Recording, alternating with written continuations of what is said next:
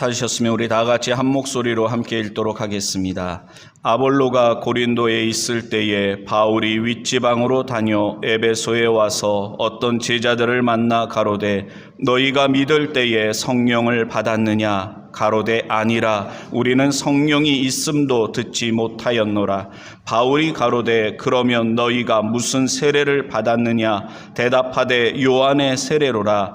바울이 가로되 요한이 회개의 세례를 베풀며 백성에게 말하되 내 뒤에 오시는 이를 믿으라 하였으니 이는 곧 예수라 하거늘 저희가 듣고 주 예수의 이름으로 세례를 받으니 바울이 그들에게 안수하며 성령이 그들에게 임하심으로 방언도 하고 예언도 하니 모두 12사람쯤 되니라. 아멘. 할렐루야. 하나님께서 이 시간에도 귀한 은혜 주실 줄로 믿습니다. 우리의 이 시간 앞뒤 옆을 보고 인사 나눌 때 사랑합니다, 은혜 받읍시다 인사 나누겠습니다. 아마 주위를 둘러보시고서 여기서 같이 예배 드리네 하시는 분들 있을지도 모릅니다. 한 달 정도 우리 학생부와 청년부가 밑에 소예배실에서 이 시간 예배 드리지 않고 여기 올라와서 같이 예배를 드리게 됩니다. 선생님 한 분이 저기 장기 출장을 가시게 돼가지고서 그렇게 상황이 됐습니다. 그래서 이렇게 한 달간 이제 함께 예배를 드리게 됩니다. 오늘 설교 제목 한번 주보를 보시기 바랍니다. 오늘 설교 제목 같이 한번 읽어볼까요? 너희가 믿을 때에 성령을 받았느냐? 쉽지 않은 질문입니다. 사도 바울이 에베소에 가서 그곳에 있는 성도들을 만나고 그들에게 질문하신 겁니다. 여러분들에게 교회 다닌 지 몇십 년 됐는데 교회에서 직분도 있는데 근데 부흥 강사님이 됐든지 외부에서 누가 와가지고서 구원 받았습니까? 성령 받았습니까? 그렇게 만약에 물어본다면 중요한 질문이기는 한데 누가 나한테 그걸 갑자기 물어본다면 당황할 수밖에 없을 겁니다. 나는 구원 받았습니다. 오늘 밤에라도 나는 죽으면 천국 갈 자신이 있습니다. 나는 예수님 믿을 때 성령 받았습니다. 자신 있게 말한다는 것, 특히 한국인의 정서 또 그게 있잖아요. 좀 겸손이라 그럴까? 그래서 자신 있게 말할 수 있는 부분에 대해서도 자신 있게 말하면 오히려 역습을 당할 수도 있죠. 교만하구만. 자기가 믿음이 좋으면 얼마나 좋다고 물어보는 사람한테도 어떻게 저런 걸 물어봐 라고 말할 수 있고, 그렇게 자신 있게 대답하는 사람에 대해서도 결코 좋은 시선으로 바라보기는 쉽지 않습니다. 너희가 믿을 때에 성령을 받았느냐? 근데 사도 바울은 이 질문을 할 수밖에 없었습니다. 왜냐하면 에베소에 있는 성도들의 모습을 볼 때 이 질문이 할 수밖에 없었던 거예요. 똑같이 예배드리고 신앙생활하고 그렇지만 그들의 모습 가운데 과연 저 사람들이 성령을 받은 사람들인가? 정말 저 사람들이 신앙은 온전한 신앙인가? 보통 우리는 침례 받을 때 예수님께서 세례 요한에게 가셔서 침례를 받으실 때 성령이 비둘기같이 임하셨던 걸 알 수 있잖아요. 또 백부장 고넬료 가정에서 말씀을 전하고 침례 받고 할 때 거기에 성령님이 임하셔서 방언하고 그런 일들도 일어났었던 것을 성경을 통해서 알 수 있고요. 그렇지만 다 그런 건 아닙니다. 침례 받을 때, 여러분들 침례 받을 때 혹시 성령님이 비둘기같이 내려오셨습니까? 침례 받고 딱 나올 때 은혜를 체험하고 그러신 분 혹시 계십니까? 그런 분도 있지만 그렇지 않다고 해서 실망하실 필요는 없습니다. 왜냐하면 사람들마다 그때 침례 받을 때 성령님을 받을 수도 있고, 또는 신앙생활 하다가 저 같은 경우는 모태신앙입니다. 태어날 때부터 교회 생활했어요. 그렇지만 고등학교 2학년 때 오살리 기도원에서 혼자 기도굴에서 기도하다가 그때 체험을 했습니다. 어떤 특별한 계기가 있어서 나중에 성령 세례를 받는 것을 경험할 수도 있는 것입니다.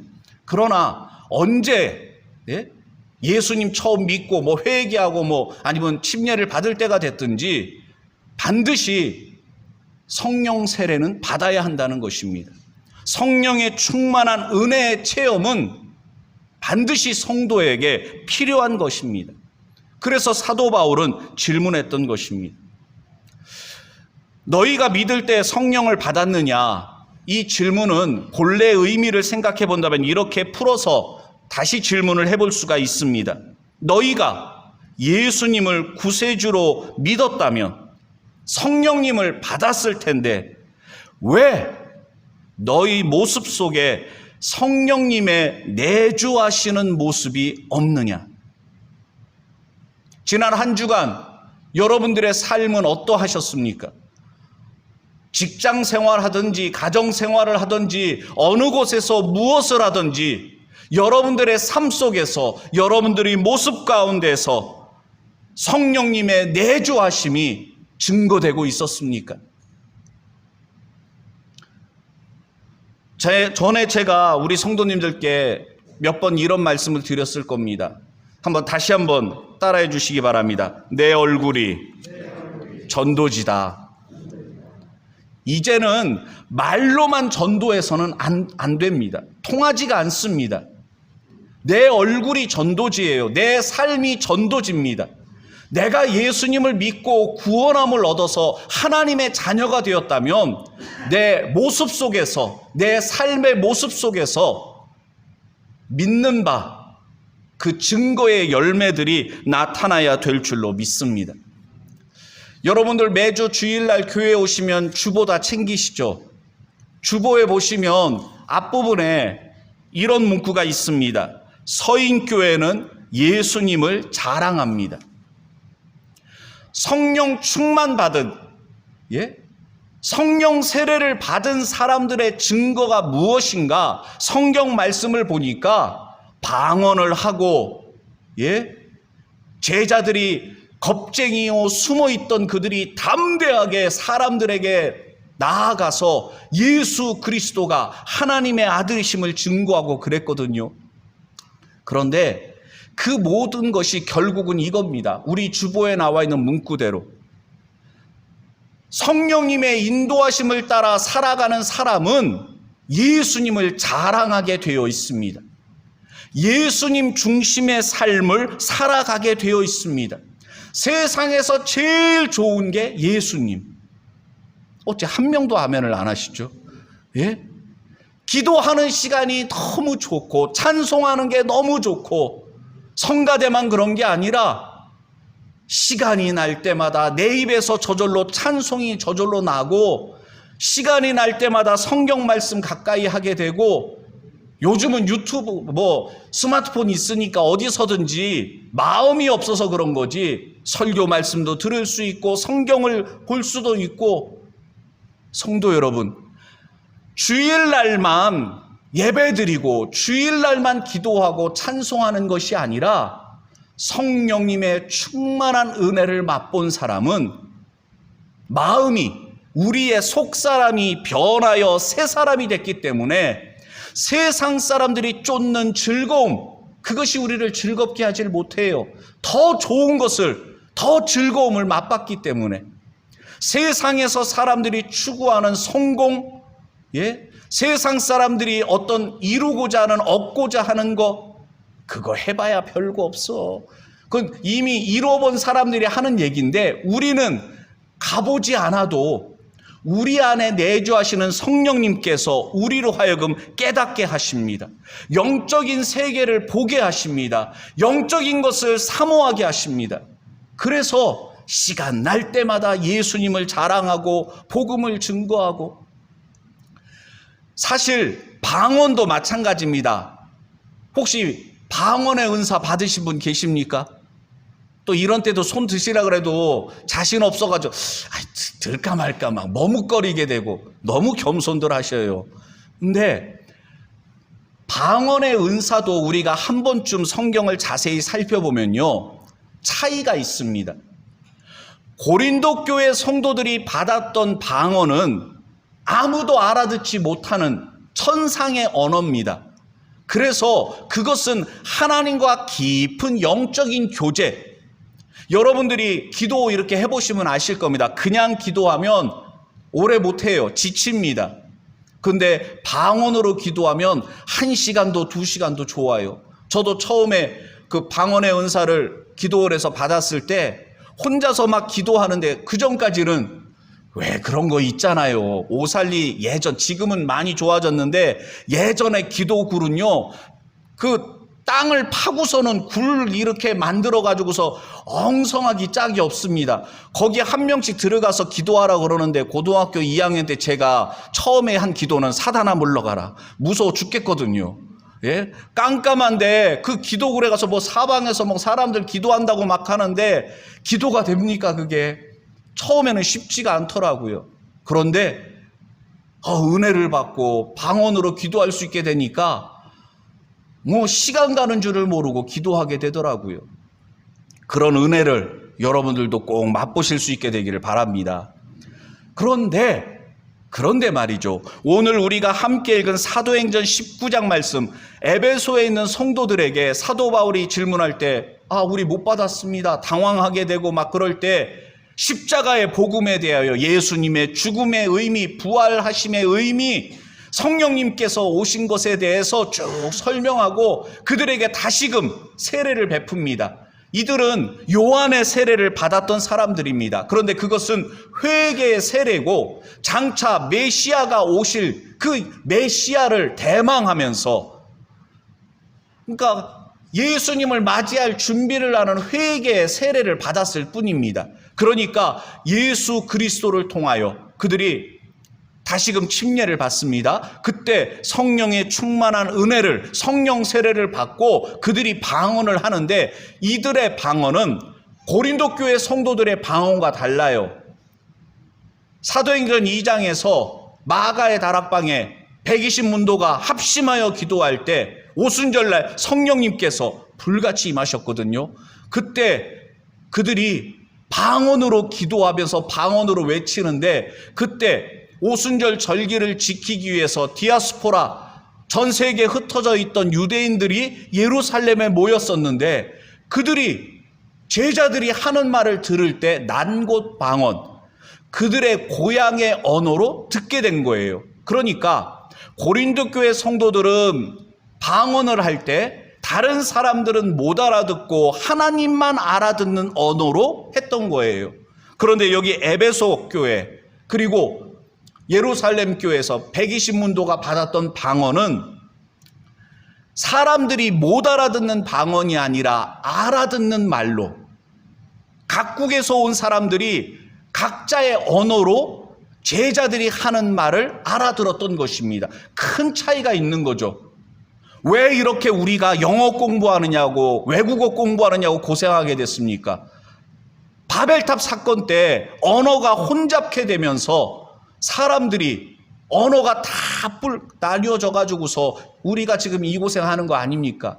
그런데 오순절, 그리고 여기에서 하나님의 은혜로 말미암아서 혼잡했던 언어가 사람들이 알아듣는, 서로 소통하게 됐던 거예요. 왜 그렇게 했느냐? 왜 그런 역사가 나타났느냐? 다른 게 아니에요. 십자가의 복음을 전파해야 되는데 언어의 장벽이 있으면 알아들을 수가 없습니다. 그래서 일시적으로 여기에서, 그리고 마가의 다락방에 성령님께서 오순절날 임하였을 때 난곳 방언으로 알아들 수 있는 말로 하나님의 말씀, 십자가의 복음을 사람들이 듣고 이해할 수 있게 되었던 것입니다. 그러니까 무엇입니까? 성령님의 충만한 은혜, 능력, 그것은 다른 게 아니에요. 어떤 분들은 막 능력 받아라, 막 성령님을 자기가 막 주는 것처럼 막 그런 분들이 예전엔 있었어요. 지금은 그러면 잘못됐다고 바로 얘기가 나오죠. 성령님은 삼위일체 중에 한 분이에요. 성령 하나님이시란 말입니다. 사람이 뭐 주고 싶다고 주는 게 아니란 말이에요. 그리고 내가 성령 능력 받았다고 해서 내가 주도적으로 그것을 가지고서 뭐 하는 것이 아니라 내가 성령님의 도구로 쓰임을 받는 것이고, 성령님의 능력은 복음 전파되는데, 하나님의 말씀을 증거하고 교회를 든든하게 세우는데 그렇게 사용하시는 겁니다. 그래서 성도 여러분, 여기 말씀을 통해서 우리가 첫 번째 중요하게 깨닫는 게 뭐냐면, 참다운 그리스도인의 삶을 살아가려면, 성도가 성도다운 삶 살아가려면 반드시 성령님의 임재하심을 경험해야 됩니다. 성령 세례를 받아야 됩니다. 에베소에 있는 제자들에게 사도 바울이 그래서 질문했던 것입니다. 그리고 여기 에베소에 있는 제자들만 그런 것이 아니라 바로 앞부분에 있는 사도행전 18장에도 보면 24절, 2절, 25절 말씀에 보면 아볼로라는 사람에 대한 이야기가 나옵니다. 알렉산드리아에서 난 아볼로라 하는 유대인이 에베소에 이르니 이 사람은 학문이 많고 성경에 능한 자라. 그가 일찍 주의 도를 배워 열심으로 예수에 관한 것을 자세히 말하며 가르치나 요한의 세례만 알 따름이라. 에베소에 있는 성도들과 똑같이 아볼로도 요한의 세례만 알았습니다. 그 상태에서 예수님에 대하여 그는 증거했었습니다. 아볼로가 복음에 대하여 완전히 알고 있지 않다는 것을 느낀 브리스길라와 아굴라 부부는 사도 바울을 통해서 접했던 그 십자가 복음을 전합니다. 가르칩니다. 그래서 아볼로는 브리스길라 아굴라 부부를 통해서 십자가의 복음, 예수님의 죽으심과 부활하심, 그리고 오순절날 성령님이 임하신 것에 대해서 배우고 그가 새롭게 변화되는 모습을 이야기하고 있습니다. 그러니까 성도 여러분, 내가 이제 와서 그런 생각 가지시면 안 됩니다. 아볼로 같은 사람은 누구의 어느 곳에나 있을 수 있습니다. 만약에 내가 성령 세례를 받지 않고 성령의 충만한 은혜를 맛보지 못하고 그냥 교회에 다녔었다면 여러분 사모하셔야 됩니다. 성령의 충만한 은혜를 사모하셔야 됩니다. 또 식어진 가슴을 가지고 계신 분들이 있어요. 전에는 정말 충만한 은혜 가운데 살았는데, 전에는 내 마음이 막 뜨겁고 열정과 열심이 있었고 그랬는데 그냥 세상에서 살다 보니까 식어진 냉랭한 그런 상태에 있다면 다시금 여러분들 성령의 충만한 은혜를 사모하는 자가 되셔야 됩니다. 성령님은 우리가 선물로, 예수님을 믿을 때 선물로 받는다 그랬습니다. 그런데 성령 충만한 삶은 사모하지 않으면 받을 수가 없습니다. 요한복음 16장에 보면 그러하나 진리의 성령이 오시면 그가 너희를 모든 진리 가운데로 인도하시리니 그가 자의로 말하지 않고 오직 듣는 것을 말하시며 장래일을 너희에게 알리시리라 말씀하셨습니다. 성령님께서 우리 안에 오시면 우리를 가르치십니다. 말씀을 읽을 때, 들을 때 깨닫고 이해가 됩니다. 그리고 성령님께서 우리를 도구로 사용하셔서 우리로 하여금 담대하게 예수님을 증거하는 삶을, 열매 맺는 삶을 살아가게 하십니다.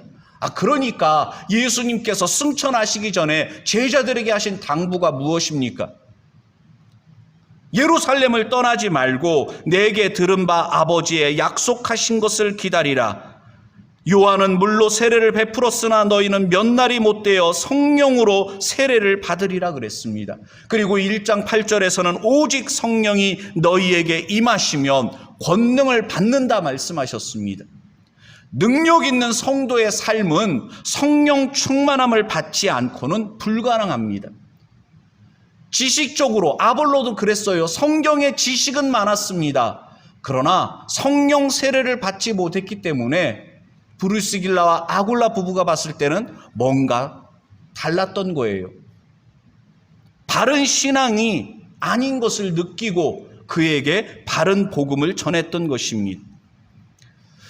심지어 놀라운 말씀이 로마서 8장에 보면 말씀하고 있는데요. 만일 너희 속에 하나님의 영이 거하시면 너희가 육신에 있지 아니하고 영에 있나니 누구든지 그리스도의 영이 없으면 그리스도의 사람이 아니라 말씀하고 있습니다.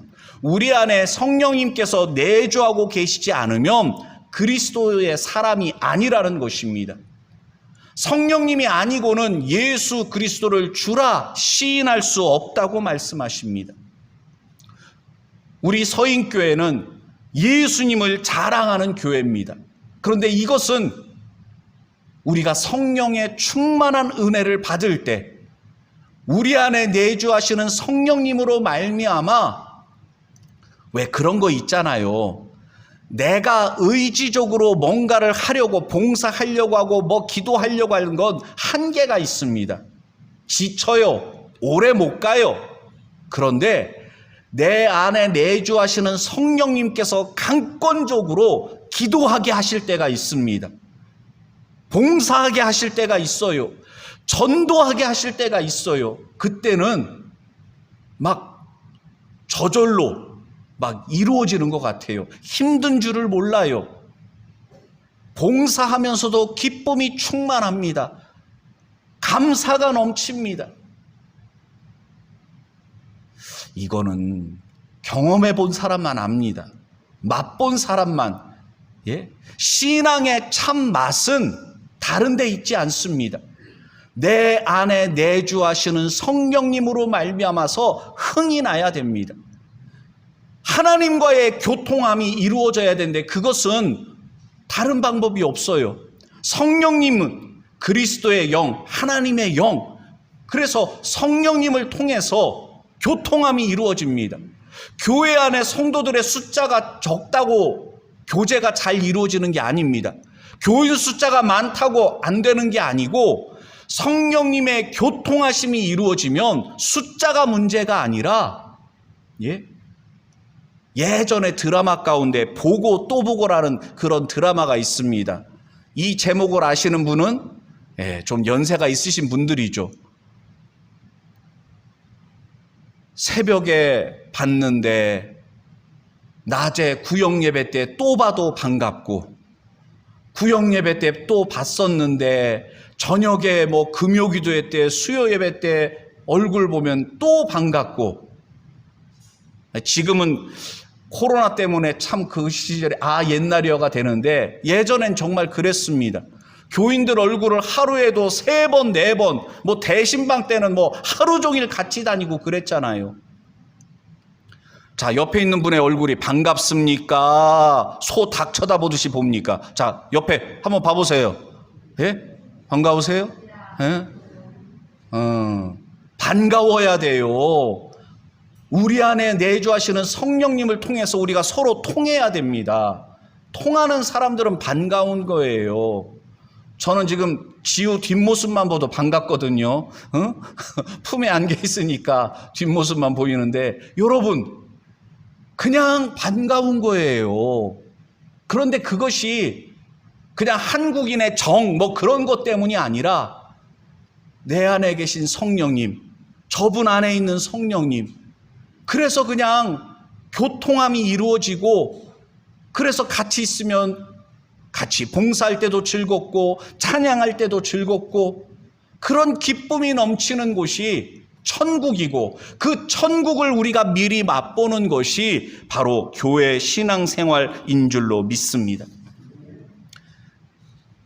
성도 여러분, 우리 안에 성령님께서 내주하고 계십니다.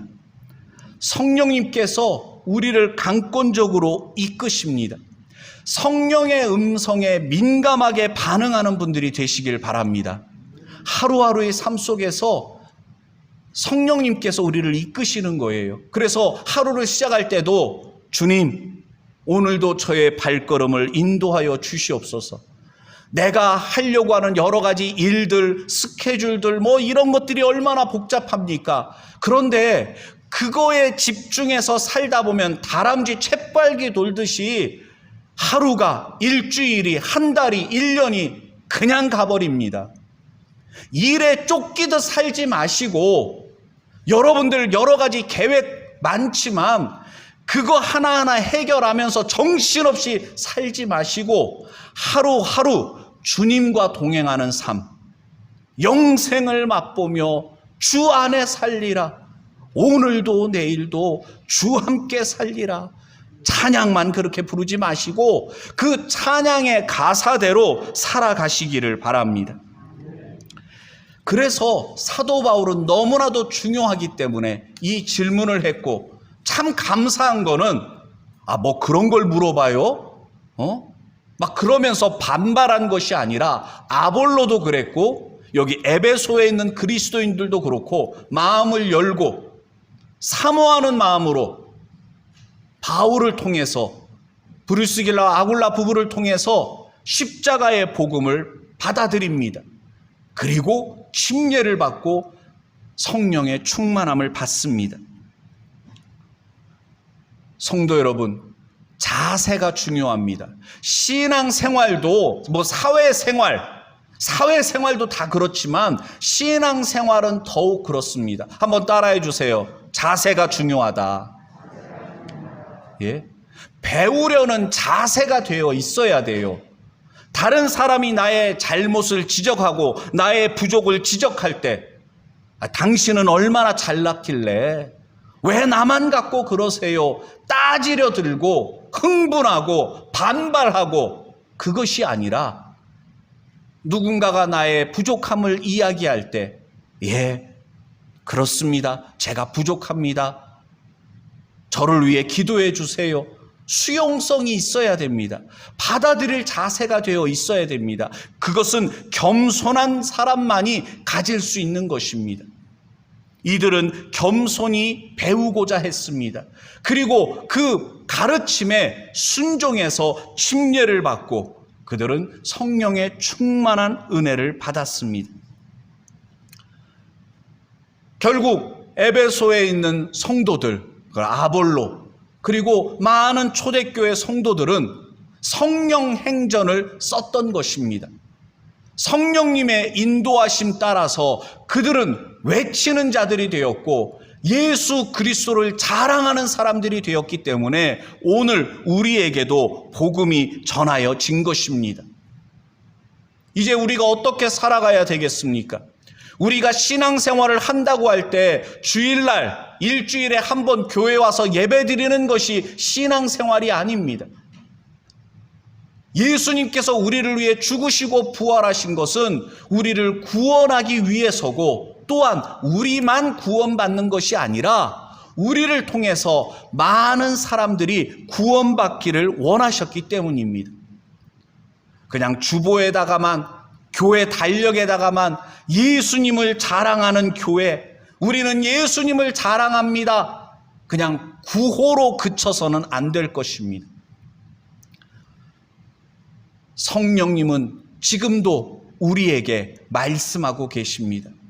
성령님은 지금도 우리 안에 내주하셔서 우리를 인도하고 계신 줄로 믿습니다.